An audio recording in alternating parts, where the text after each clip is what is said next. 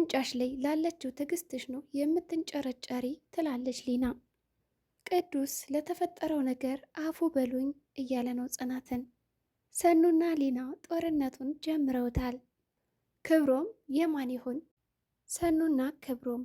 ሰኑ ቤቷ ላይ ቁጭ ብላ ነበርና ክብሮም ተመልሶ መጣ። ምን ነው በሰላም ነው? ቤት ሂዳ ነበረ? አዎ ቤት ሲሄድ ሊና አልጋይ ላይ ተኝታ አገኘዋት። በሰላም ነው? አንገቴን አሞኛል ምናምን አለች። እኔ ደግሞ ችግር የለውም ብዬ ትችላት ወጣው። እናንተ ምን አገባህ? ለምን ታዲያ አብራት አተኛም? ምን ችግር አለው? አንድ አልጋ ላይ ብንተኛ እኮ አልጋው ትልቅ ነው።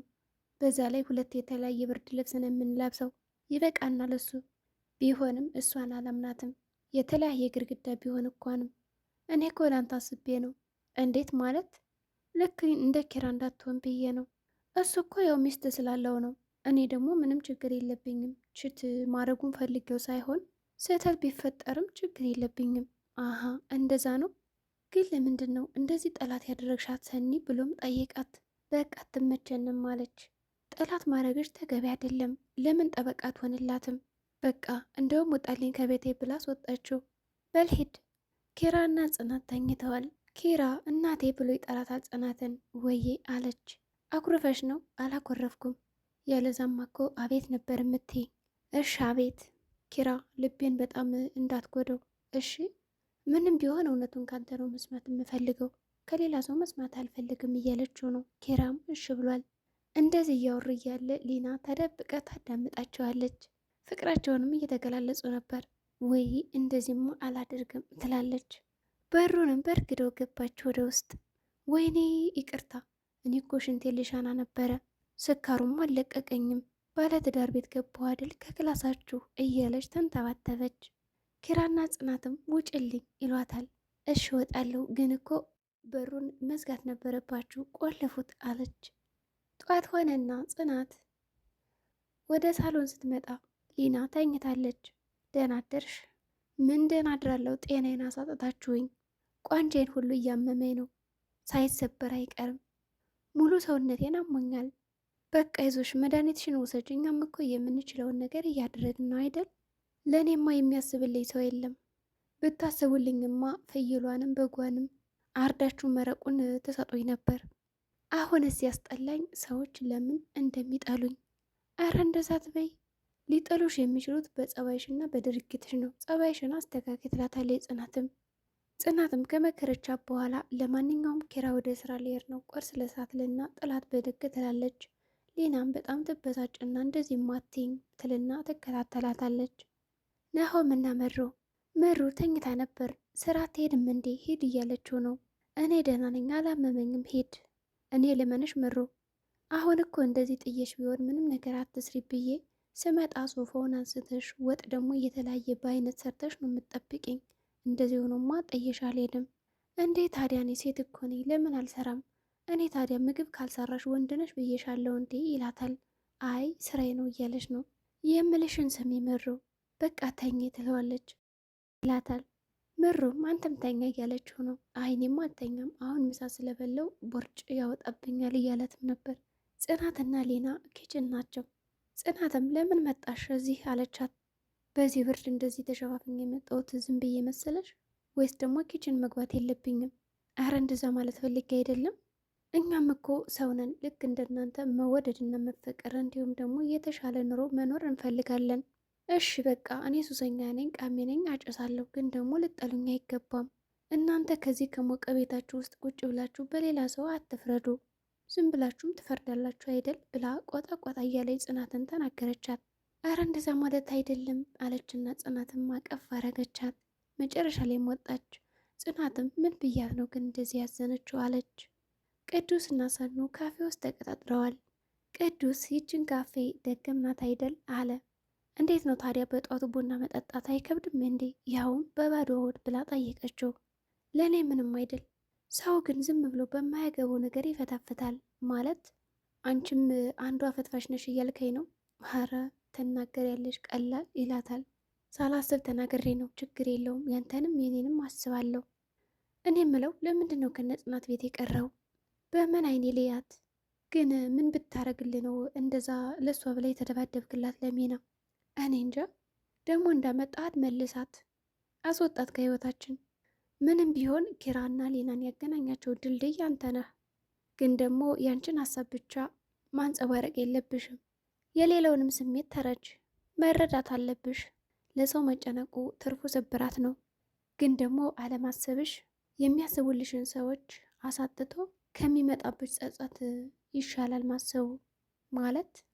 ምክንያቱም እኔ ቤተሰቦችን ስላጣው። እንዴት ማለት? በምን አጋጣሚ? አይ ተይኝ፣ በዚህ በጧትማ ይቅር ይላታል ጽናትና ኪራ ልብሱን እየለበሰ ነው። ወደ ስራ ሊሄድ የኔ ልዕልት ይላታል። በፊትማ እኮ ልብሴን ስለብስ በጣም ታፍሪ ነበረ። አሁንማ አብሬ እያደርኩ ነው።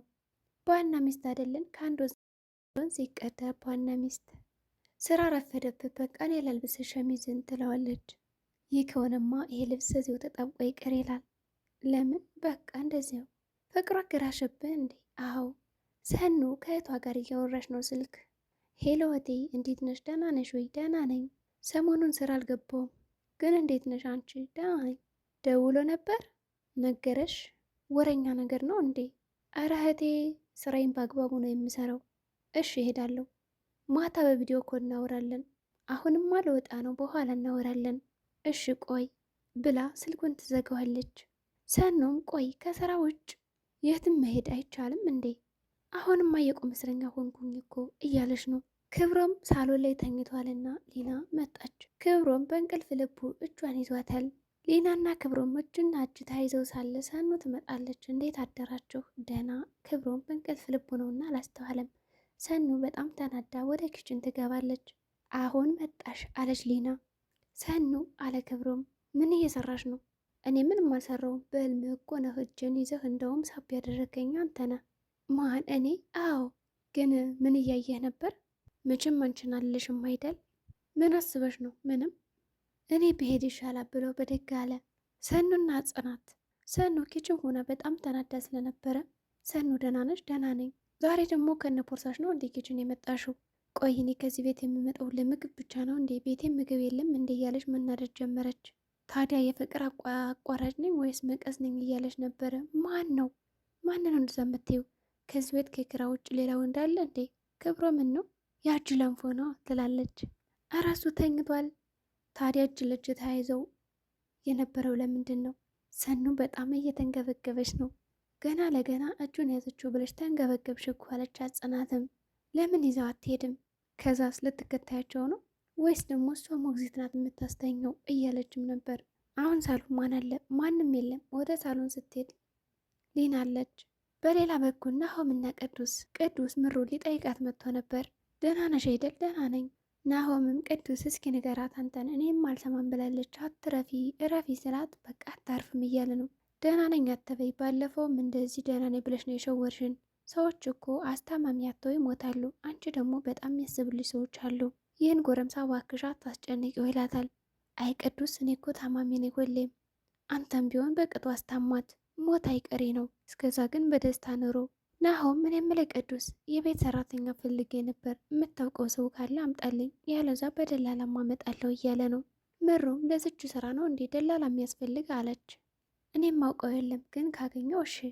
ሊና ከእህቷ ጋር ስልክ እያወራች ነው። እሺ እመጣለሁ፣ አይዞሽ፣ መርፌ መድኃኒት በቃ ይዞሽን ይነግራቸዋለሁ።